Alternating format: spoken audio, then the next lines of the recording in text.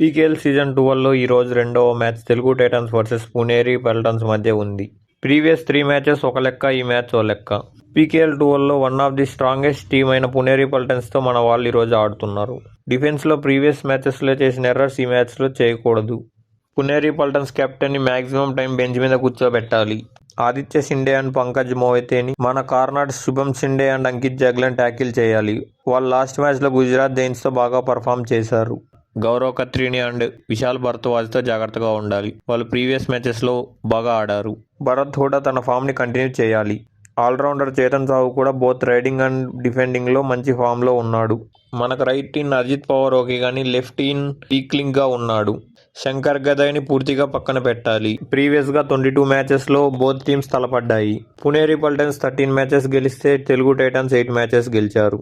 ఒక మ్యాచ్ టైగా ముగిసింది. ప్రీవియస్ ఓ లెక్క, ఇప్పుడు ఓ లెక్క. తెలుగు టైటన్స్లో బోత్ డిఫెండింగ్ అండ్ రైడింగ్ మంచి కాంబినేషన్ కుదిరాయి. ముఖ్యంగా మన కెప్టెన్ విజయమాల్ టీంకి ఏది అవసరమో అది చేస్తున్నాడు. నేనైతే ఈ మ్యాచ్ మన తెలుగు టైటన్స్కి చాలా టఫ్గా ఉంటుందనుకుంటున్నా. టీమ్ గేమ్ ఆడి డిఫెన్స్లో ఎర్రర్స్ చేయకుండా ఉంటే మన వాళ్ళు గెలిచే అవకాశం ఉంది. ఎనీవే మన వాళ్ళే గెలవాలని కోరుకుంటున్నా. మీరు ఎవరు గెలుస్తారనుకుంటున్నారో కింద కామెంట్స్లో మాతో షేర్ చేసుకోండి. సబ్స్క్రైబ్ చేసుకోవడం మాత్రం మర్చిపోకండి. జై హింద్.